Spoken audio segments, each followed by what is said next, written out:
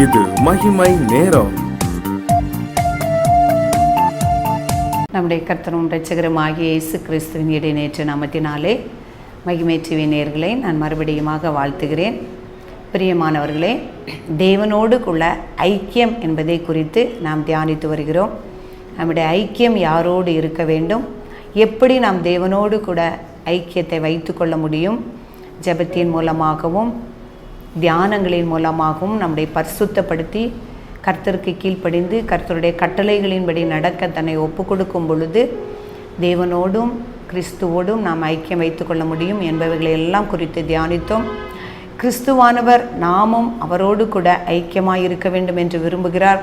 அவர் நம் உள்ளத்திலே வந்து தங்கி நம்முடைய நம்மோடு கூட இருக்க வேண்டும் என்று விரும்புகிறார். அவர் இருக்கிற இடத்தில் நாமும் சென்று அவரோடு கூட இருக்க வேண்டும் என்று விரும்புகிறார். எல்லாம் குறித்து நாம் தியானித்தோம். தேவனோடு கூட ஐக்கியமாய் இருந்து அவரோடு கூட சஞ்சரித்த தேவ மனிதர்களை குறித்து நாம் தியானித்தோம்.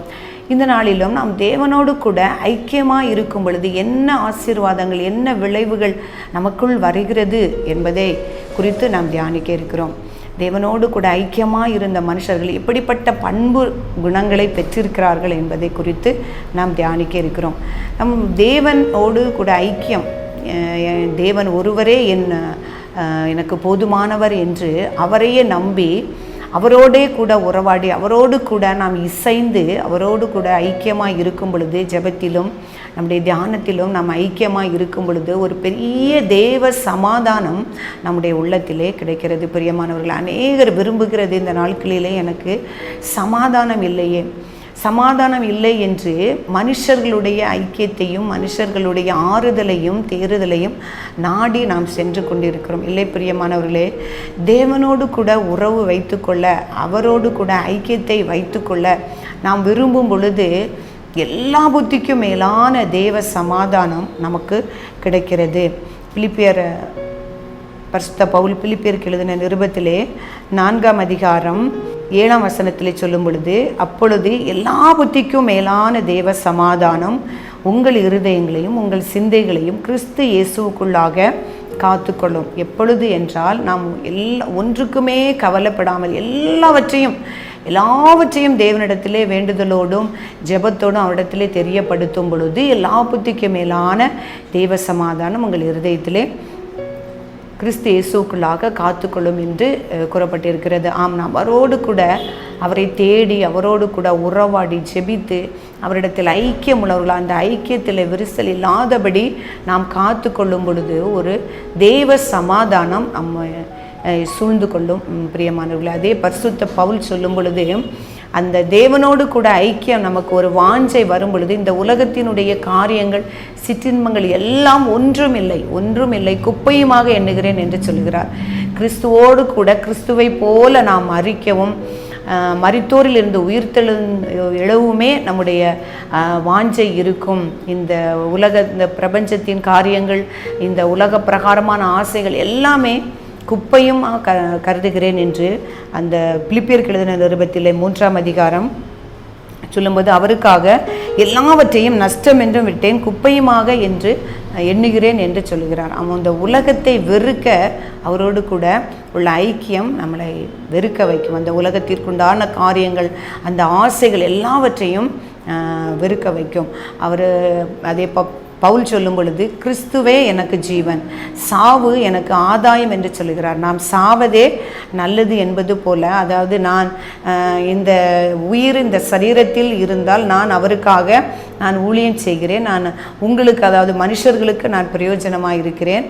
ஆனால் இந்த சரீரத்தில் இருந்து என்னுடைய ஆவி எடுக்கப்படும் பொழுது நான் தேவனோடு கூட கிறிஸ்துவுடனே கூட இருக்க எனக்கு ஆசை உண்டு, அது எனக்கு அதிக நன்மையாக இருக்கும் என்று சொல்லுகிறார். பிலிப்பியர் 1ஆம் அதிகாரம் 21ஆம் வசனத்திலே, கிறிஸ்து எனக்கு ஜீவன், சாவு எனக்கு ஆதாயம் என்று சொல்கிறார். பிரியமானவர்களே, இந்த உலக காரியங்களிலிருந்து ஒரு வெறுப்பையும் கிறிஸ்துவுடனே கூட ஐக்கியமாக இருந்து மறுமையில் அவரோடு கூட இணைய வேண்டும் என்கிற ஒரு வாஞ்சையும் நம்மளுக்குள்ளே வளரும். பிரியமானவர்களே, அடுத்ததாக பார்க்கும் பொழுது தேவன் நம்மோடு கூட ஐக்கியமாக இருக்கும் பொழுது நாம் வேண்டிக் கொள்ள வேண்டிய நேரத்தில் ஏற்ற வேளையில் அவரிடத்திலே இரக்கங்களையும் சகாயத்தையும் நாம் பெற்றுக்கொள்ள முடியும். நாம் பார்த்தது போல நாம் வேண்டிக் கொள்ளுகிற பொழுதெல்லாம் சமீபமாக இருக்கிற இப்படிப்பட்ட தேவனை கொண்ட பெரிய ஜாதி எது என்று நாம் வாசித்தோம். நாம் வேண்டிக் கொள்ளுகிற பொழுதெல்லாம் நாம் அவரோடு கூட ஐக்கியமாக இருந்தால் வேண்டிக் கொள்ளுகிற பொழுதெல்லாம் அவர் நமக்கு உதவி செய்கிறவராக இருக்கிறார். நாம் அவரை தேடாது அவரை மறந்து அவருக்குள் நிலைத்திராதபடி நாம் ஒரு தேவை வரும் பொழுது மாத்திரம் நாம் அவரை நோக்கி பார்க்காமல் எப்பொழுதும் அவரோடு தொடர்பிலே ஜெபத்திலும் அவரோடு கூட ஐக்கியத்திலும் அவரோடு கூட உறவாடுதலிலும் நாம் இருக்கும் பொழுது ஏற்ற நேரத்தில் அவர் நமக்கு உதவி செய்ய கிருபை உள்ளவராய் இருக்கிறார். எபிரேயர் 4:16 ஆதலால் நாம் இரக்கத்தை பெறவும் ஏற்ற சமயத்தில் சகாயம் செய்யும் கிருபையை அடையவும் தைரியமாக கிருபாசன தண்டையிலே நாம் சேரக்கடவும். நாம் தியானித்தது போல நமக்கு பிரதான ஆசாரியர் நமக்கு இயேசு கிறிஸ்து இருக்கிறபடியால் நாம் தைரியமாக அவருடைய கிருபாசன தண்டையிலே நாம் சேர முடியும். நம்முடைய விண்ணப்பங்களை ஏறெடுக்க முடியும். அப்படியே நம்முடைய தேவனோடும் கிறிஸ்துவோடும் நம்ம ஐக்கியமாக இருக்கும் பொழுது ஒரு யாருக்கும் கிடைக்காத ஒரு தேவ சமாதானத்தை தேவன் தருகிறார். இந்த உலக பிரகாரமான இந்த வாஞ்சையிலிருந்து அந்த ஆசைகளிலிருந்து வெளிவர கர்த்தர் உதவி செய்கிறார். கிறிஸ்து எனக்கு ஜீவன், சாவு எனக்கு ஆதாயம் என்று சொன்னது போல கிறிஸ்துவையே நாம் நேசிக்க கர்த்தர் நமக்கு உதவி செய்கிறார். அப்படிப்பட்ட கிருபையையும் வாஞ்சையையும் தேவன் ஒவ்வொருவருக்கும் தரும்படியாக நான் ஜெபிப்போம். மகா இரக்கமுள்ள எங்கள் அன்பின் ஆண்டவரே, உம்மை துதிக்கிறோம் அப்பா. உம்முடைய வார்த்தைகளுக்காக தேவரே நன்றி செலுத்துகிறோம் அப்பா. அடியேன் ஒன்றுமில்லை தகப்பனே, உம்முடைய பலத்தினால் ஆண்டவரே உம்முடைய வார்த்தைகளை கர்த்தாவே நான் உம்முடைய பிள்ளைகளுக்கு சொல்லியிருக்கிறேன் சுவாமி.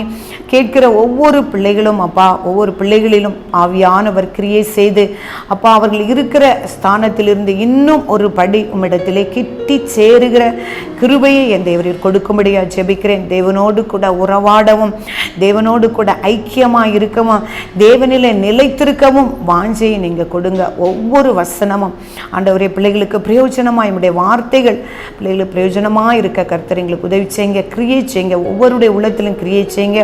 குற்றங்கள் குறைகள் ஒன்றையும் மன்னிங்க சுவாமி. இயேசு கிறிஸ்துவின் நாமத்திலே ஜெபிக்கிறேன் நல்ல பிதாவே, ஆமென்.